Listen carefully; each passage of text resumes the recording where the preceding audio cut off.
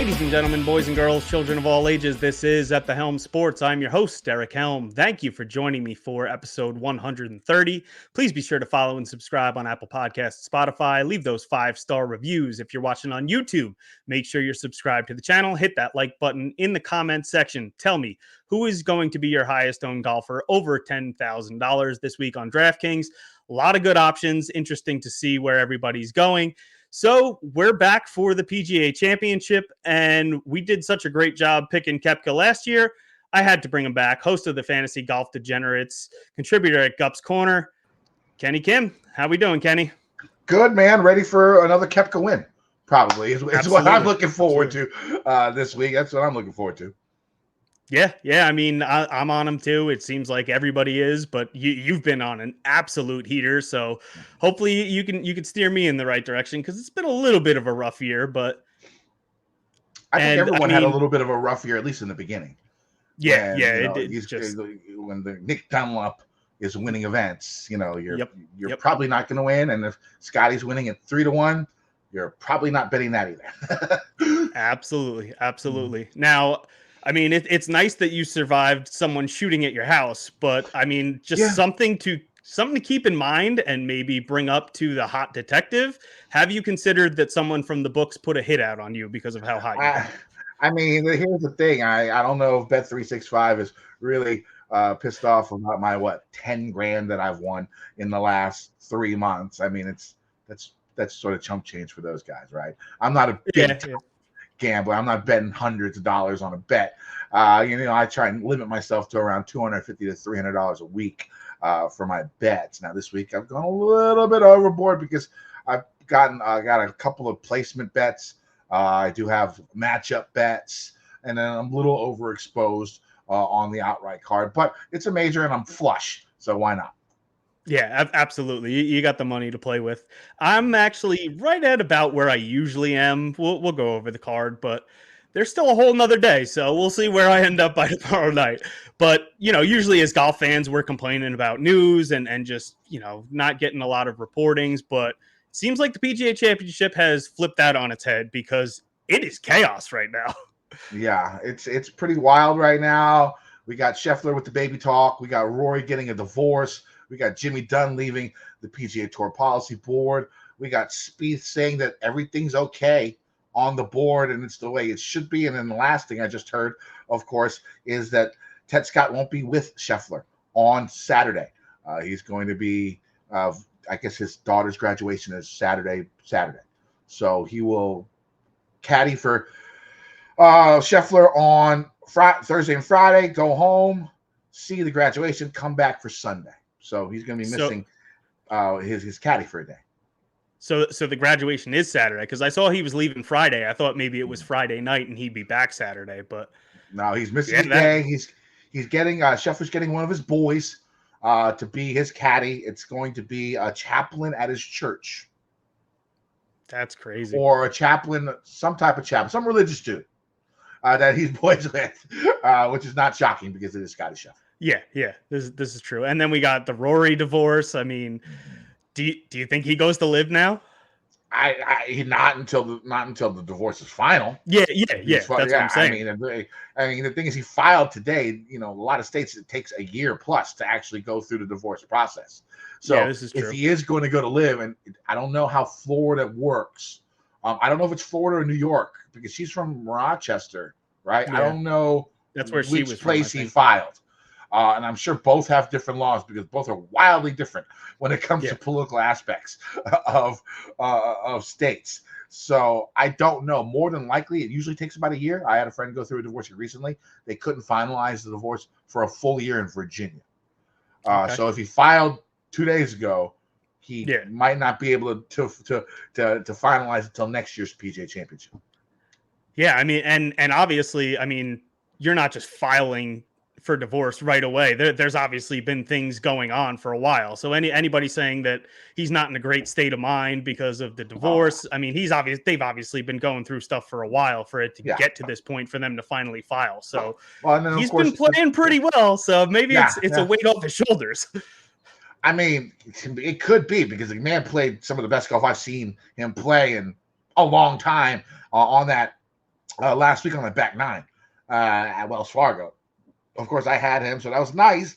But the thing about it is, if you think about what he's going through, the last time this happened, he left Wozniacki at the altar. After they sent the invites, he dumped her, and then he went to win at Valhalla about 2 months later. Yep. So there's some, everything goes full circle. We'll see if he can come back and do it again. Yeah, they say history repeats itself, so could be interesting.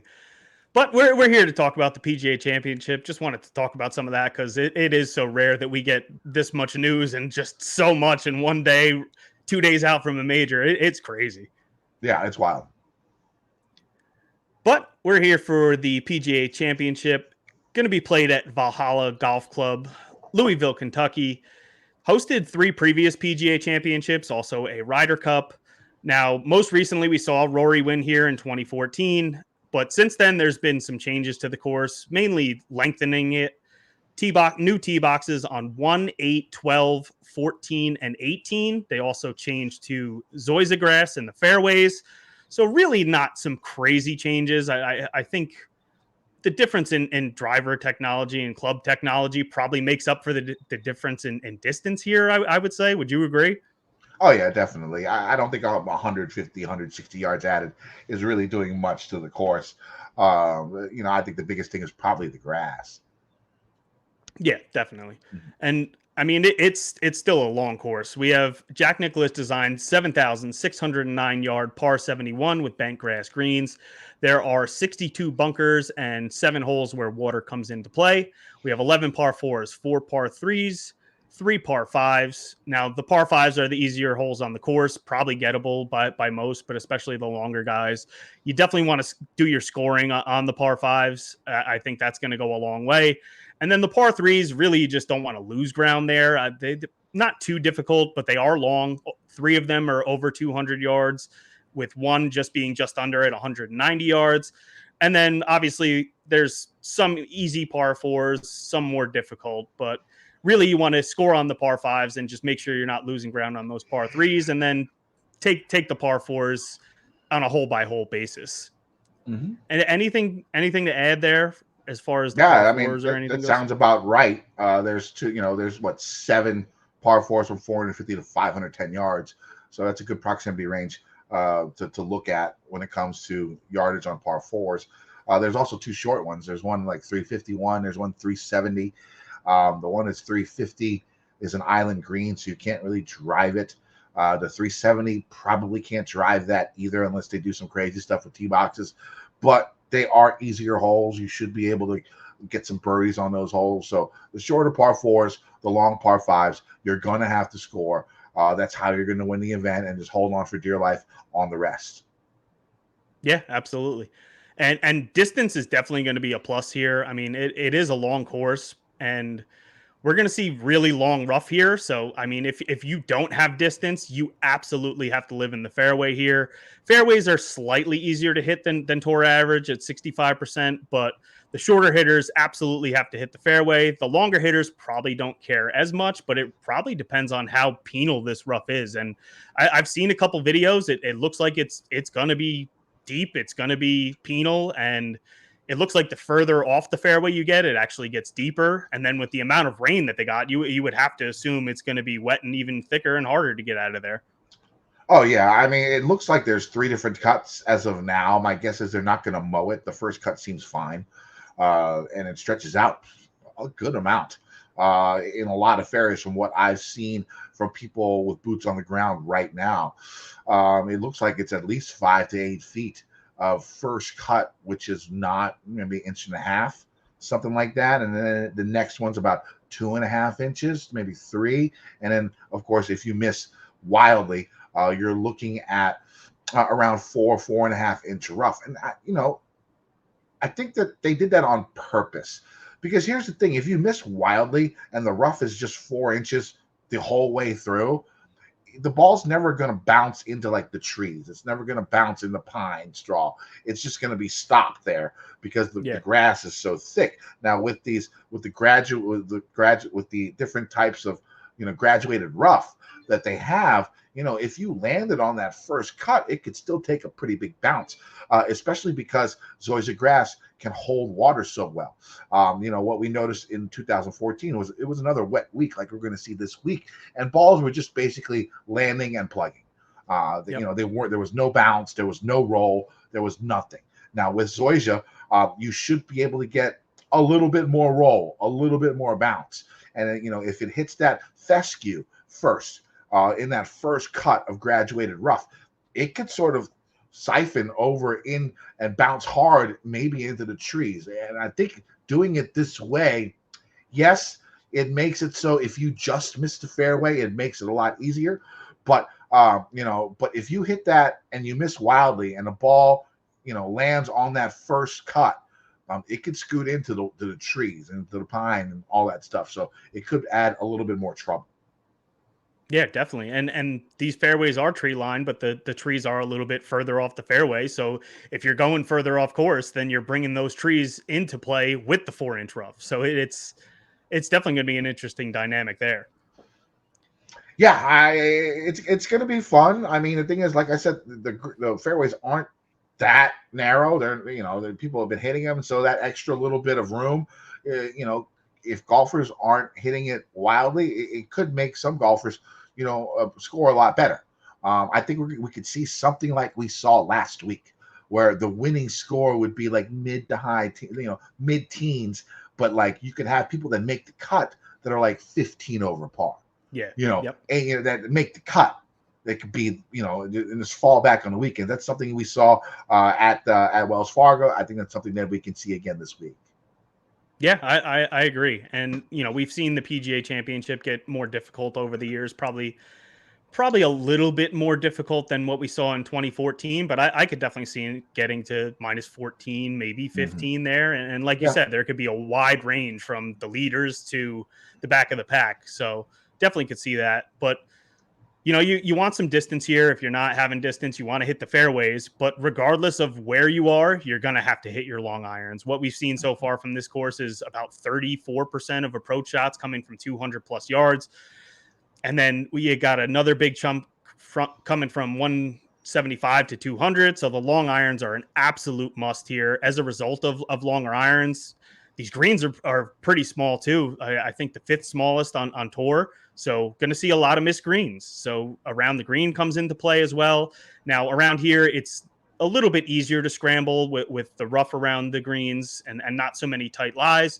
So we won't see too many guys struggling horribly around the greens, I would assume, but you're definitely going to miss greens. So you want distance. You want to either be hitting fairways or just have a ton of power. You want the long irons, a little bit of around the green game. And then I would say putting is going to come into play pretty good, especially if we're getting to the mid-teens. So it's going to be a test of every facet of the game, it looks like. Yeah, I mean, that's the way it should be. And I like the way the PGA usually sets it up. I like that if you play well, you could score well. If you're playing like ass, you're not going to make it. And that's sort of the way the PGA sort of makes their courses. Kerry Haig, he's the guy who does all the who sets up the courses for the PGA Championship, and that's usually his MO, right? Like it's difficult, right? But if you are playing well, you can still score. I think that's the way they like it. Now we have seen a little bit more difficulty as the years in the past few years, but I think the way this course is, I don't see single digits this week unless the wind really picks up, especially because they can't really bake the course because of all the rain that they're going to have. So it's going to be soft. I'm thinking 12 to 15 under par minimum probably would be the winning score this week. Yeah, I agree. And I mean, we could even see, depending on how much rain they do get, Thursday could even be lift clean place. So that probably makes it even a little bit easier right out of the gates. It's possible. There's supposed to be some big rain. It's raining pretty heavily today. There's supposed to be like a 50% chance of thunderstorms tomorrow, which is going to be Wednesday. Thursday looks like it's the one clear day without that much rain. But yeah, I could see they try to avoid that as much as they can. So we'll see. Yeah, it would have to be soaked, but I mean, just with how much rain they're getting, it's going to be interesting to see what the course is like on Thursday morning. And you said it. I think Thursday will be the best scoring conditions, best weather, at least for the first 2 days, because it looks like Friday we might get a little bit of rain. Wind probably not out of control, but the weekend looks pretty good. So I mean, hopefully we don't get any delays and can get Friday in, and then the weekend should be great. Yep, we'll see. I mean, all these majors, it's always weather dependent because of the time of year most of them are played. Yep. So I think we can dive into the field now. Obviously, it starts with Scotty Scheffler, 13,200. Now, I guess how much does it matter that he's going to have some rando on his bag on Saturday? Does that really matter? But then you got the baby narrative and just the fact that he hasn't won outside of April and we're in a different part of the country now. So there's a lot of things going against Scotty here, and maybe it keeps his ownership down, but I really don't know what I want to do up top here because I like a lot of these guys. I like Scotty. I like Rory. I actually like Rom quite a bit. And then Kepka is just, he's Mr. PGA Championship. So what are you doing at the top? I'm playing Kepka. He's one of my cash game cornerstones. I'll play him in cash. I'll also be going against my little rule where I usually only play my cash guys 20% max in personal ownership in GPPs. I'll probably go up to 40 with Kepka. I'm going to play Oberg. I'm hoping that his ownership is down because of all the injury news.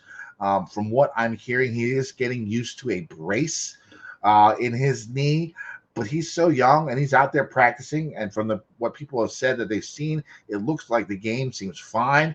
It looks like what's bothering him is the brace itself, because trying to get used to that on his knee, I don't think that's going to be that much of an effect. And I hope, and he's a young guy, I think he could deal with the pain if there is pain. And he's just such a good ball striker. He's long and he's somewhat accurate.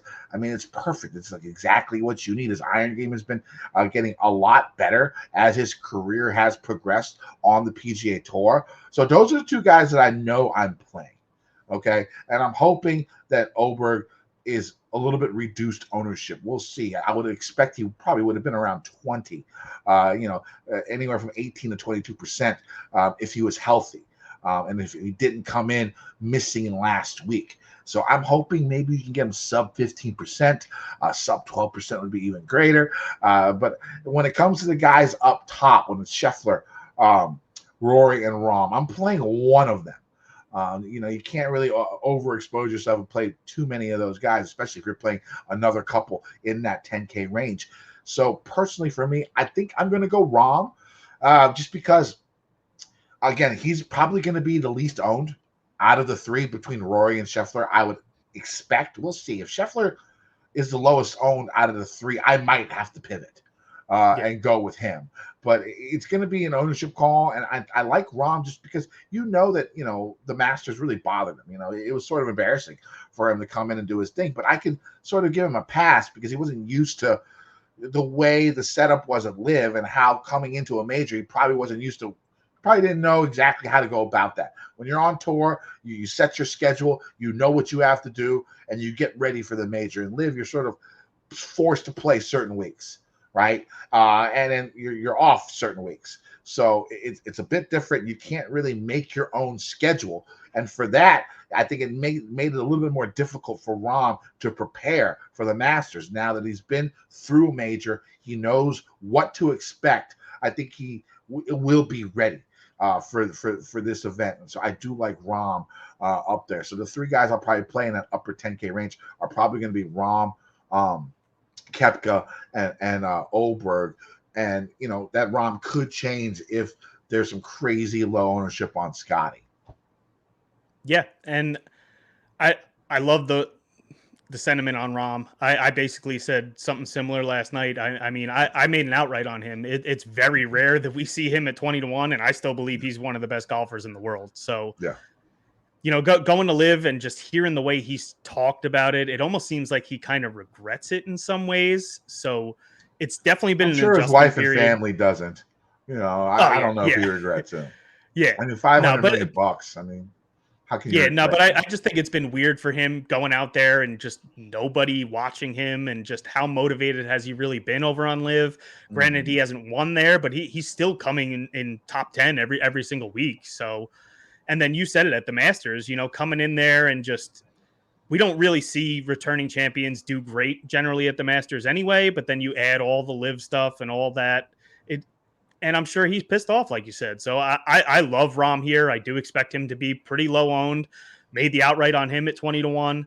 And then I'm gonna play one of Scotty or Rory. I keep going back and forth because I do expect Rory to be a little bit more popular because it just looks like everything is setting up similar to how it did in 2014, and just the confidence he has right now, where the game is at, the fact that he's already won on this course and just looks like he's suited perfectly for it. It's hard to get away from him, but at the same time, it's hard to get away from a Scotty Scheffler. So I'll probably make that decision probably later tomorrow. I like the Oberg call. Just then I saw, people were saying he kept rubbing the knee. And the first thing I thought, because, wearing a knee brace, it's annoying, and it can shift on you a little bit. You got to move it around. So that was the first thing I thought, was he wasn't grabbing the knee. He was playing with the brace. But the fact that he does have to wear a brace is a little bit concerning, especially for someone of his age. But I think you're right. I think he's going to be one of the lower owned here. And if you take that knee issue away, he's probably one of the highest owned, and I probably might even be my highest owned. But I don't know if I want to go to him, because if I'm going to go to two of the guys up top, and I am absolutely playing Brooks. I made the outright on him at 20-1, and he'll probably be one of the higher owned up here, but he might be my highest owned this week. Yeah, I mean, it just makes sense when it comes to it. I mean, when you think about the three big dogs, Scheffler, Rory, and Koepka, I mean, I guess from a gambling perspective, let's just shift a little bit. You think about, Scheffler's 4-1, Rory's what, 8-1, and then you got Koepka 14-1, some places 16-1. I mean, does it make sense that the best major player post Tiger Woods is that far off the other two guys? It doesn't, and you can correlate that DFS as well when it comes to pricing. I think what is Rory, like 12-2 or 12 something, right? Isn't 12, Rory in 12 the flat. 12s?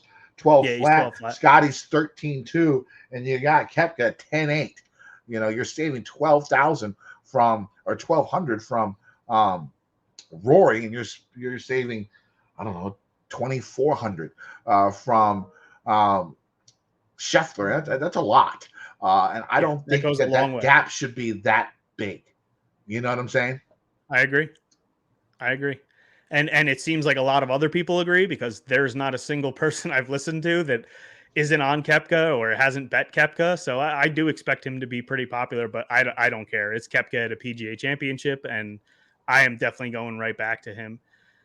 Now, if we drop down here a little bit more, I've heard a lot of love for Morikawa, and I get it. He's played well at majors, and he's been finishing well recently, but it just concerns me how well of an iron player he's been, and the fact that he's continually losing strokes on approach, and especially with the long irons. So, I mean, he could maybe make up for it off the tee and find these fairways, and the short game's been propelling him. So maybe he can continue that and ride it. But as of right now, I don't know if I can get there on Morikawa. What are your feelings on him? When I first heard the Oberg injury, I did not have him, and I had Morikawa instead. The reason for that is the course might be a little long for him, and I understand your sentiment about his approach play being horrible. But the thing is, he sort of steps up when he plays in majors. I think he's 50% top 10 rate at majors, like in his career. And a lot of the times, the two times like he won, you like didn't think he had a chance, right? I mean, like that one time Yeah. Oh, at yeah. the Open Yep. Championship where you just thought, oh, he can't hit his irons, Yeah. because he says it feels weird when he hits the ground, the grass for a links course, Yep. and then he ends up winning the event. Now the thing is, if you look at his numbers recently, his short game has been really, really good. Short game and putting has been really, really solid. He's literally been hitting every fairway, right? Yep. So if his irons get a smidgen better, with that short game, with the putting working, with him hitting every single fairway, he was tempting to me. Now, I think I'm going to go Ober just because of his distance off the tee, and his iron play has been a lot better. But I thought about Cowell for a little bit. There's no doubt. Yeah, and I think you'll get an ownership discount with Oberg too. So Cantlay, I made a case for him. Just he's been playing a little bit better, and it just seems like a course that could suit him. Putts very well on bent grass. Probably going to be what 5-6% owned. Nobody wants to play him. But the more I I think thought you'll be about it, surprised. I think it might be yeah, 8 to 12. I think it'd be like 8 to 12. I could see it. I just the guys around him I like so much more. So I don't think I could get there even if he is lower owned. Cam Smith I don't love for here. Homa's one of the harder ones for me to figure out because he's played better at majors his last two times out. He's playing good at the big boy courses, and this could be a course that suits him well, but at this price, I'd probably rather go to some of these other guys. Who would you rather go with? I mean, I'm definitely going Bryson at Me too. 9,600. I think it's a good price for him. I've made an outright on him as well at 28-1. So I just think this is a course that suits him very well.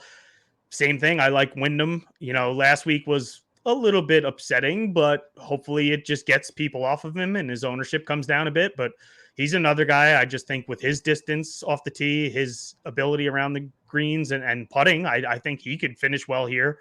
You basically you put him up against Scotty all this year, and if Scotty's not there, it might be a totally different conversation. He might be much more expensive in this field.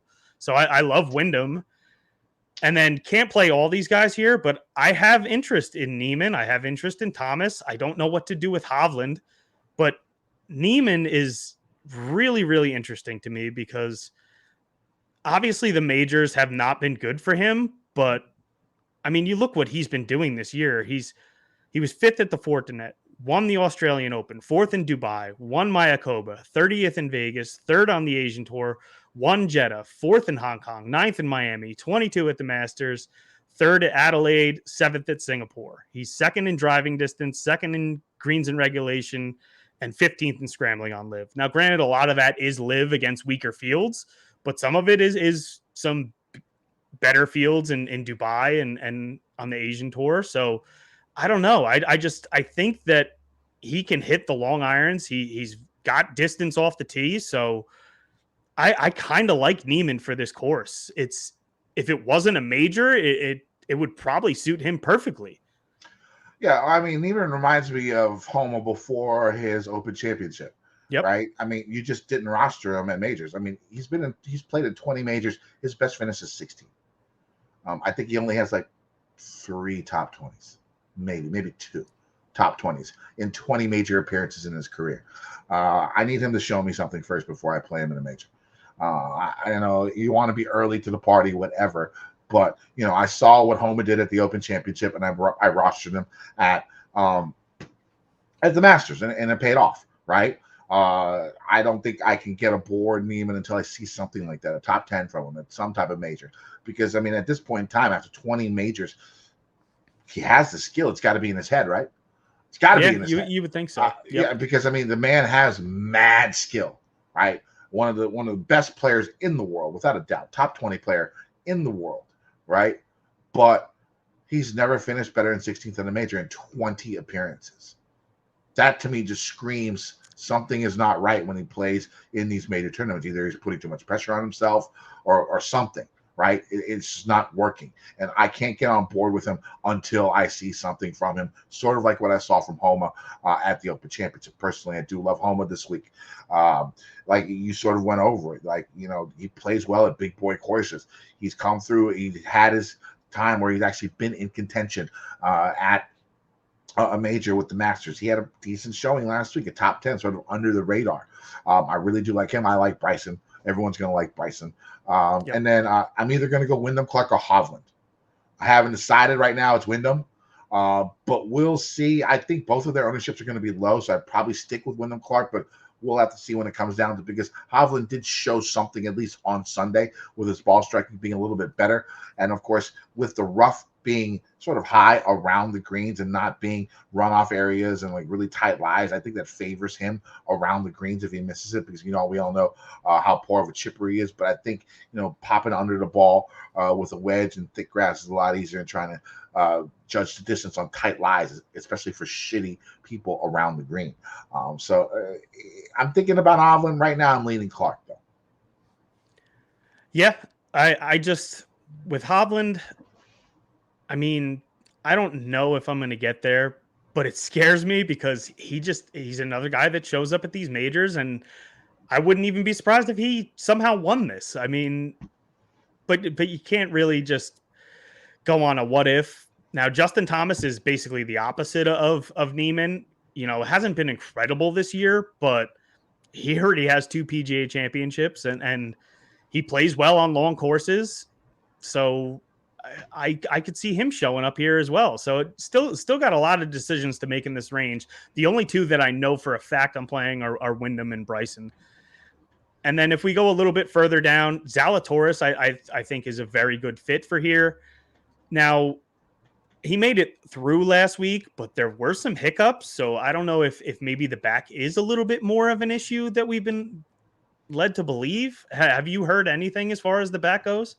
I haven't, but I don't think I could play him after the 80 on Sunday. Something's definitely wrong with him. He's not as long as he used to be off the tee, which is definitely going to be a disadvantage. What we've seen from him at majors is he's used his length, right, to give him an advantage over other people, and he's played well. And it seems like that has not, ever since the back injury, the length and being a bomber is sort of not his thing anymore. He sort of slowed down his swing speed so he can make it through a 30-year career, which I think is smart. But if that part of his game isn't as elite as it once was, and the rest of his game's just sort of been so I don't think I can get on board with him. When it comes to JT that you're talking about, the man's missed 5 straight cuts at majors, and he missed to go to the Players Championship. I mean, that's at basically 6 majors in a row that he's missed the cut at. So something seems off on that. Now, last year he definitely played worse than he did this year, so maybe it was just a fluke one year thing. We'll see. But I don't know if I can get on board with Justin Thomas. Yeah, I'm probably going to let ownership kind of determine a little bit what I'm going to do in this range. But I definitely like Cam Young. I think that it's a good fit for him. I like his distance off the tee at 9,000 flat. I do expect him to be a little bit popular, but there's enough names around him. I don't expect it to get out of control. Yeah, I'm playing Cam. He's one of my cash game cornerstones. And then if we dip down into the 8K range, I really don't like a lot here. I'm willing to go to Hideki 8,600. I'm hoping that the injury keeps people off of him, but I keep hearing people bringing him up, so it doesn't seem like it is. He'll probably come in lower than what he would if he had played through last week, but I could still see him getting some ownership here. But I think it's a course that fits him very well. 8,600 I think is a great price for him in this field, so I'm fine with Matsuyama. Not really crazy about a lot more in this range. I do like Theegala at 8,100. I just think since his win in this swing season, he is a completely different golfer. Great off the tee now all of a sudden. Still has the around the green and short game. So I like Theegala. I actually made a bet on him over the weekend, found him at 90-1. So I love that. I like Theegala quite a bit. I'll be using quite a bit of him. And then DJ's been showing some flashes on Live, one earlier in the year in Vegas, has some okay finishes recently. And I think this is a course that could suit him as well at 8K, but that's really all I'm looking at in the 8K range. Anything stand out to you with these guys? When it comes down to it, I like your two. I like Decky. I like Thiegel. I'm going to play those. I like Patrick Reed.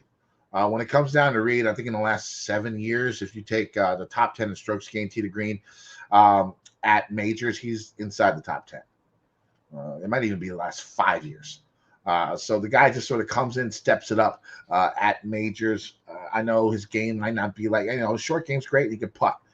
So that's definitely going to be helpful. It's all going to be about his driver, basically, for him. If he can keep that ball in play, I think he can, have a decent finish at this event. Yeah, I could definitely see it. I do play Reed quite a bit at the majors. Here, I don't know. I don't know if I'm going to get there on him. Just You said it. It just worries me a little bit off the tee, how much you need to rely on that here, and just a little bit of the distance. He's never really been great with the long irons, but you said it. He shows up in majors all the time, so you can definitely make a case for him. But with that sentiment, I don't think the 8K range is going to be very popular this week. So, if you want to take a chance on one of these guys, maybe Fleetwood, Finau, Lowry, I think they could come in at a little bit lower ownership. Another guy I would consider is maybe Hatton. Just he's a guy that tends to show up in majors. Not really contending for a win, but he's definitely going to get you probably pretty close to a top 20 in most of them. So I don't mind him there, especially if we do see maybe the weather gets a little bit more sloppy. I think it's fine going to Hatton. And then down in the Yeah, I 7K mean, I'm range. interested. Yeah, I'm definitely. No, go ahead. Sorry. I'm definitely interested in Hatton too. Yeah, definitely. Yeah, so 7K range. I mean, kick it off with Sungjae. I mean, it's been a brutal year for him. We've seen flashes lately. It looked like last week was a little bit more of the short game, but I think he's trending in the right direction. So 7,900, just, if anybody looks at him statistically for the recent history here over the past couple months, I don't think he's going to stick out too bad. So maybe the ownership is a little bit lower on him. Ben Hyunan, I believe, will be the exact opposite. I just, he's had some good finishes recently. Statistically looks great, has great distance off the tee. So I expect him to actually soak up a lot of the ownership. So maybe that keeps the ownership down on Sungjae. And then I like Siwoo Kim as well. Not really the volatile player that he once was. He's basically a top 25 machine, and really it's the putter that lets him down. But if the putter shows up with his ball striking, I mean, he can easily finish up there pretty high. And at 7,700, you don't need him to contend to win. But if he's just doing what he's been doing and being consistent here, I actually like that quite a bit. Anything stick out to you in the higher sevens here? Yeah, I mean, the three that you mentioned, I'm definitely going to play. I mean, Siwoo is really interesting just because of how good he is in par fives. For a guy who's not necessarily too long, but he's going to hit a bunch of fairways. His iron game's going to be great, and his short game's good. So everything sort of correlates to him as long as he's just not that long off the tee. But if he keeps hitting fairways, he should be fine. I do like him upwards. I sort of like Corey Connors a little bit. I know he hasn't really done too much at majors outside of the Masters, but he tends to play well on long courses, long difficult courses with thick rough. I mean, at some point in time, that's going to have to happen at a major too, not just the difficult courses that we see year in and year out on tour. At some point, that's going to shift to a major, either at the PGA or the U.S. Open. And I don't think he's going to be very popular. And I think he can make a good play here at only $7,600. And right underneath him is Sepp Straka, another guy who's just been coming in with a couple of top tens in the last two signature events. One, a short positional course, another one, a very similar course to what we're seeing this week at Quail Hollow. So he's another guy I'm interested in this upper 7K range. Yeah, and Sepp's a guy that can find the fairway. He's good at bogey avoidance, and he can scramble a little bit. So I think he's in pretty good form. You can definitely make a case for him. 7,500 is probably a fair price in this field. The guys below him, not really crazy about Højgaard or Ricky. Adam Scott, I could see making a case for. No matter what I do, I can't ever get Scott right. It's just when I play him, he's terrible. When I don't, he's playing well. But I like Bhatia quite a bit, 7,200. I'm going to play quite a bit of him. We have the narrative of him winning here when he was a kid. So has played the course before. Definitely think that his game could suit it here. He's good on the par fives, good with the long irons. So I like Bhatia quite a bit. I like Steven Yeager actually quite a bit too. He's been playing good golf here. He plays well on long courses. He's been a monster off the tee, just gaining strokes. He's 11th over the last 24 rounds off the tee. Good on the par five scoring. Great around the green. So with these small greens, he should be able to make up for any missed greens. So I like him quite a bit. And then I like Dean Burmeister. He's been playing well played well on the DP World Tour, been playing well on Live, has a ton of distance. So I'm going to play those guys there. But that's basically what I'm looking at in the 7K range. I like Jaeger, like you said, but a couple of guys you didn't mention. Noren I like Noren, another guy who plays well on long, difficult courses with thick rough.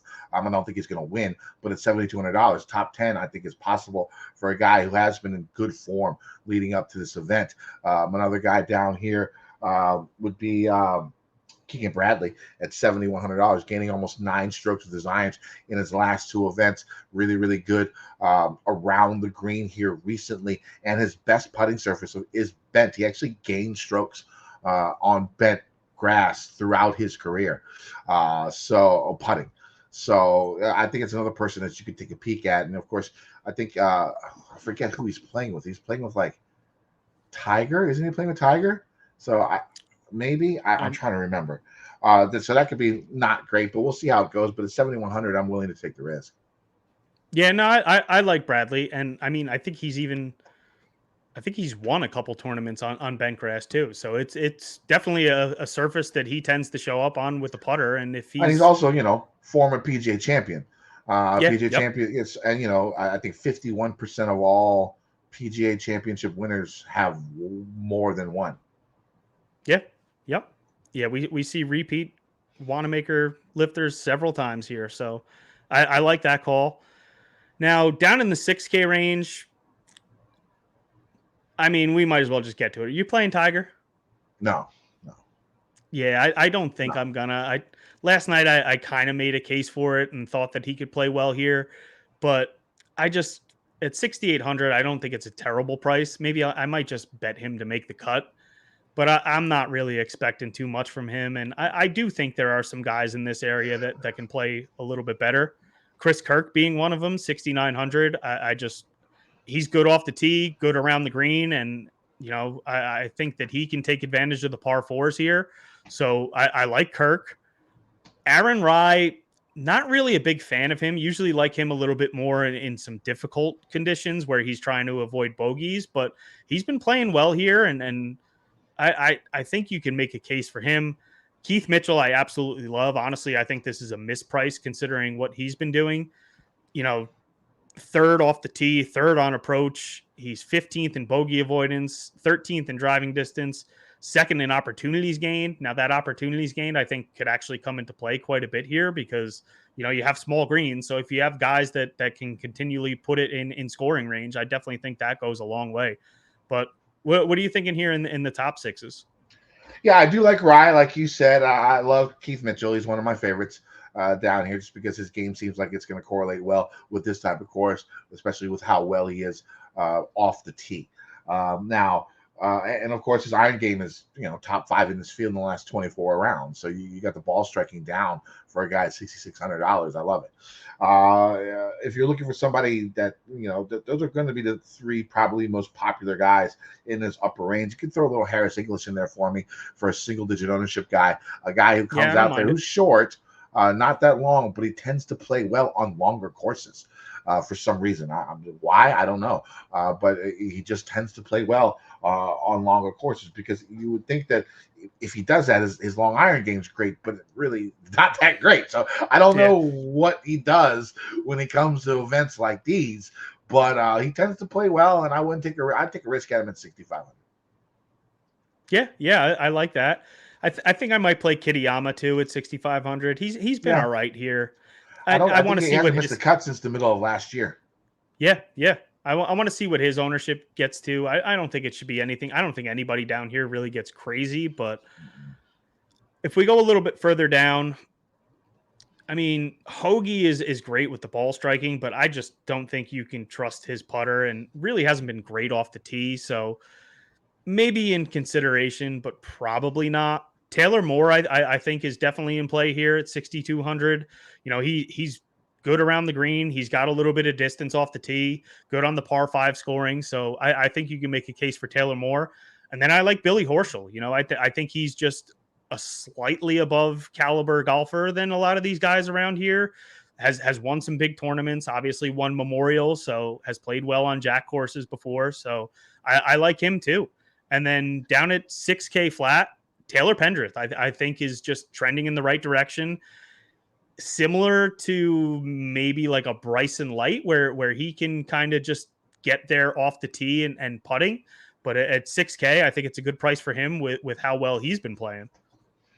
Yeah, those are my three favorites too. So I'm just going to go ahead and go with a pivot here. It's going to be Denny McCarthy at $6,300, who's coming in with a very, very good form, putts amazingly on bent. Yep. He's had really, really good finishes in big time events. Throughout his, throughout a lot of his career. And then if you look at it, if I remember correctly, bent is his best putting surface, right?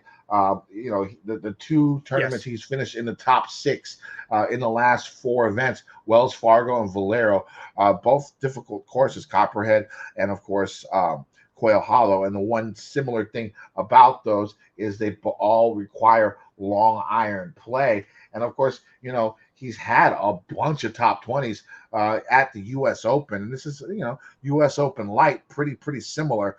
I really do like Denny McCarthy a lot. I think he can get hot with the putter. We've seen him do well in difficult situations at U.S. Opens in the past. So hopefully that can go and correlate a little bit with a little bit more difficult PGA Championship setup that we've seen in the last few years. So give me a little bit of Denny down here at 6,300. I think he might be like the 4th most popular guy after the 3 guys that we just talked about. Yeah. I just brought up Memorial for Horschel. He came in 2nd last year at Memorial, so played well playoff there. Yeah, I actually like that call, and I'm gonna put a star next to his name now. Now, if we go down into the 5K range, I actually think there's some guys here that you could play, and I'm considering Nick Dunlap. The fact that he doesn't really have major history, maybe that gets to him, but I do think that he has an okay game that could potentially fit here. And I don't think anybody's going to own him. And down here at 5,800, he's 30th and 24th the last 2 weeks. If he can even do that's pays off this price. But putts well on bent grass. Now, limited sample size, but he is good on bent grass greens. He gains on the par 5s. He's not super long off the tee, but he's in the top third of the field. So not exactly short. So I'm considering possibly Dunlap. I like Mackenzie Hughes a lot. It's a guy that absolutely just destroys par 5s. He's very good around the greens, could make up similar to kind of a Spieth light, maybe chipping in here and there. He's a great putter. So I like Mackenzie Hughes quite a bit. Austin Eckroat is in consideration at 5,700. We've seen some flashes from him this year, so I don't mind him. And then all the way down, probably the lowest I'll go is 5,600. Patrick Rogers. He's good off the tee, has a little bit of distance. Bent grass is by far his best putting surface. So those are really the guys I'm considering down here in the 5s. Yeah, very similar for me. Rogers, Byron talked me into him yesterday. He's actually had, I guess, he's finished inside the top 40 in quite a few of his last majors played. And I actually took top 40 bet at like plus 230. So that's okay. Fine. I'll play him. I do like Hughes. He's going to be my favorite up here for all the things that you said. And bent is his favorite putting surface as well. And you know how well he can putt and how good his short game is. I might take a flyer on David Puig. The guy has mad talent. He's already won. I think he won twice across the pond in the Asian Tour. The guy has skill. Now, if he can, get here and be able to put that skill to use in a correct way for a guy who doesn't have that much experience, we'll see. But I think at some point in time in his career, we're going to see him near the top of the leaderboard at a major because the guy can play. There's no doubt about that. And I know a lot of people don't really watch him because he just normally plays in LIV and he plays on the Asian Tour. Luke List is another guy, gets long off the tee, proven winner. He's won on a tough track before 5,500. I could go all the way down to probably 53, 52. Hold on. Let's see how far I'm going now. Yeah, 53. Grayson Murray at 5,300. I got him at like 400 to 1 with 12 places each. Okay. So he could finish in the top 12 and I would get paid out. That'd be pretty one nice. fifth, it'd be 80 to 1 if he finishes top 12. So that would be nice, right? So I went in Yeah. and put that in. He did finish top 10 last week at Wells Fargo, which is, of course, similar type course to what we're going to see this week. Hopefully, he can ride that momentum. Of course, he's already won on tour this year, so that sort of takes a monkey off of his back. He's playing with house money. He's got his tour card set for the rest of this year and the next 2 years. He's just playing free. And when a guy out there who can hit it that far, can play freely, I think it's something to take a peek at for a guy who's won this year and can hit it far and played a top 10 last week at Wells Fargo. Yeah, no, that definitely makes sense. I think he could actually play well here, and if he comes top 12, 80 to 1 for a 12th place finish seems pretty damn good. Yeah, you can. Yeah, I mean, when I saw it, I was like, wow, I'm gonna go ahead and bet that because what if by chance he wins? Right? It's not gonna happen, but what if he? That's a huge payday, right? Yeah. I think I put like $10 on the outright and $10 on the each way. So $800 for top 12 is not bad. No, that's pretty damn good. All right, but I think we exhausted the field here, so could quickly just recap the bets. So I have Rahm at 20, Kepka at 20. I have DeChambeau at 28, Thigala at 90, and then I have so far two top 20 bets. I have, what do we got here? I have Bryson at plus 135 for a top 20. I have Wyndham Clark at plus 175. And then two top 30 bets with Thigala at plus 140 and Bhatia at plus 240.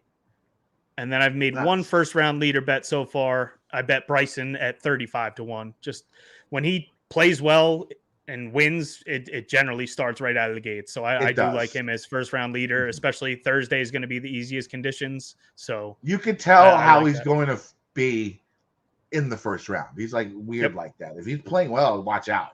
If he's playing like ass, he's gonna miss the cut. So that's definitely something about Bryson. For me, it's very similar. I got Kepka 20 to 1 with no places. I just went ahead and took the win outright, took the each way money that I normally would bet, and just put it all on the outright. I got Homa 22 to 1, and this is a horrible number.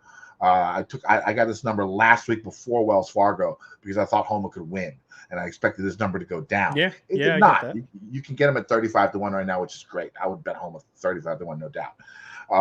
Another mistake I made, Wyndham Clark. I thought he had a chance to win last week as well.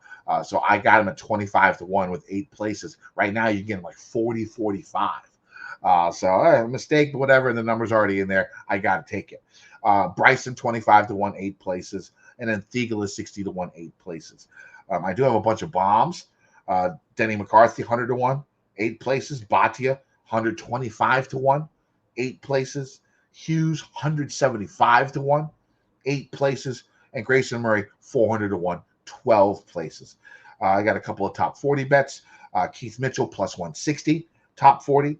Patrick Rogers plus 220 for a top 40. And I got one matchup bet. It's Wyndham Clark over Joaquin Niemann, plus 110. I just think Wyndham Okay. Clark, I don't think Wyndham should be the dog Yeah, I in agree. this. I agree. I don't think he should. So I went in and took that number just because I don't think he should be the dog. I agree. I made a case for Neiman, and I agree with you. I don't think in any way, shape, or form that he should be the underdog in that matchup. Mm-hmm. I haven't really dug into the tournament matchups yet, but I definitely like the placements. I think I might join you with the Patrick Rogers and Keith Mitchell. That's a pretty good number too for just Yeah. a top 40. Yep. All right. Well, last year, I know story time with Kenny is always a thing. So last year I told you the story of me taking shrooms and tripping over a baby deer. Yes, I do remember that. So figure we might as well do another story here. And it involves mushrooms again. Shocker. So I was I ate some probably, mushrooms on Saturday. there you go. There you go. Yeah, it's probably been about a year since I've last actually eaten I try mushrooms, to but expand my mind about twice a year. yeah, somewhere around there. Now, I was probably like 19, so we were at my buddy's girlfriend's house, and I'm there with my one cousin and his girlfriend, and then my buddy, and so basically I was the fifth wheel. but we're hanging out, we're drinking, whatever. And, you know, I'm trying to be responsible because I was going to drive my cousin and his girlfriend home. So all of a sudden his girlfriend falls asleep and he's like, we're just going to stay here. So I get all pissed off and I go to leave. And as I'm leaving, a different cousin calls me and he's like, hey, what are you doing right now? And at this point, it's probably 1 o'clock in the morning. So I'm like, nothing. I'm going to leave this girl's house, probably go home. He's like, why don't you come over to my mom's house? He's like, she's on vacation. I'm watching the dog. And I mean, his parents are divorced. I haven't seen her or been in this house probably since I was 8 years old. But I'm like, all right, cool. He's like, we'll smoke a blunt. So I just so happened to have acid and mushrooms. And I was like, you know what? I might as well take it now. It's perfect timing. So I took it before I left, got over there and hadn't really hit me yet. We smoked weed.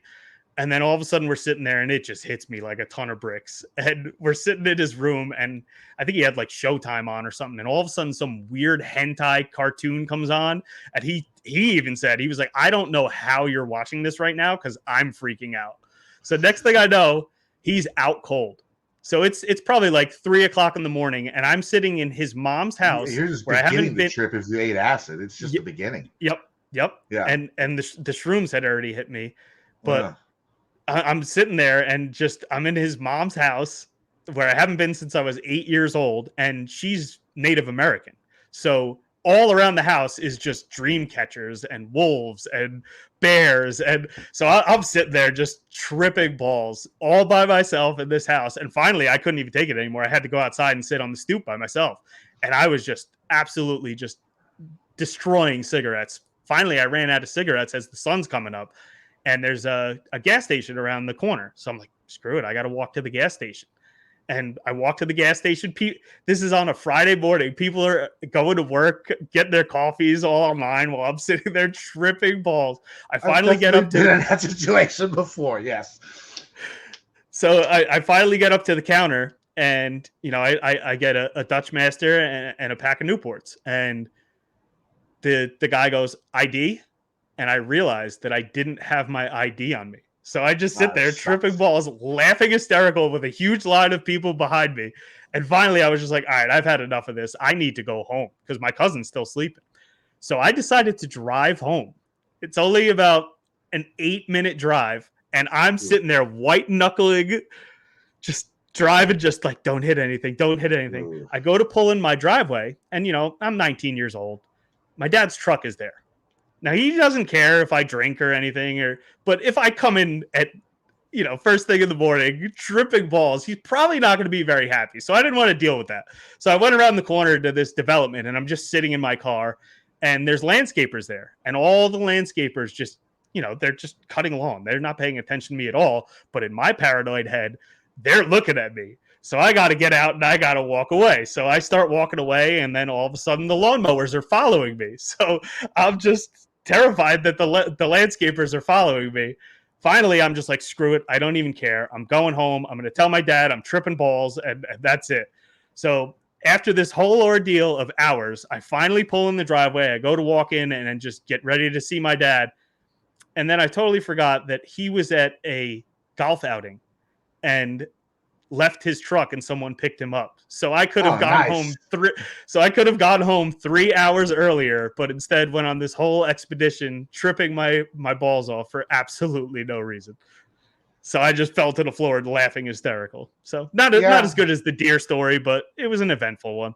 Yeah, it sounds about. I know about a year ago I was at a buddy's house and I thought he had these edibles, and I ate these edibles and then he came to the where I was sitting. It's like, which edibles did you eat? And I was like, oh, I ate those. Like, that's acid.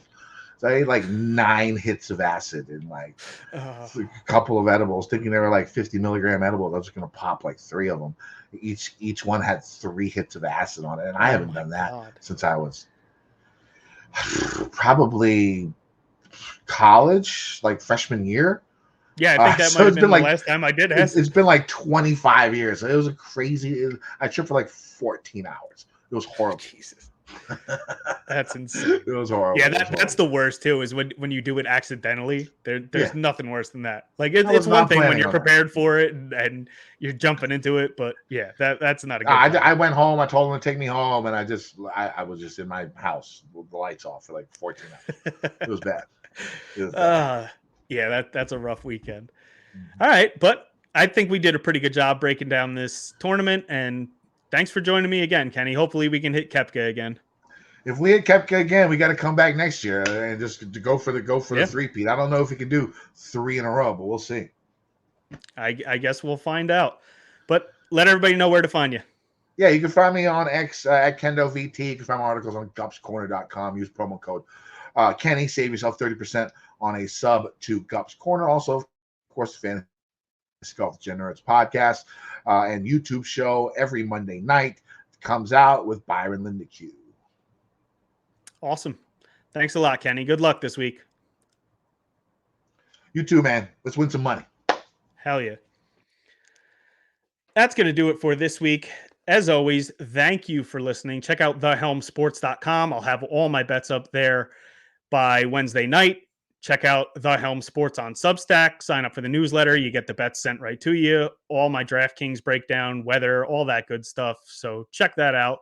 But that's going to do it for this week. As always, thank you for listening. I am your host, Derek Helm. And remember, just have fun out there.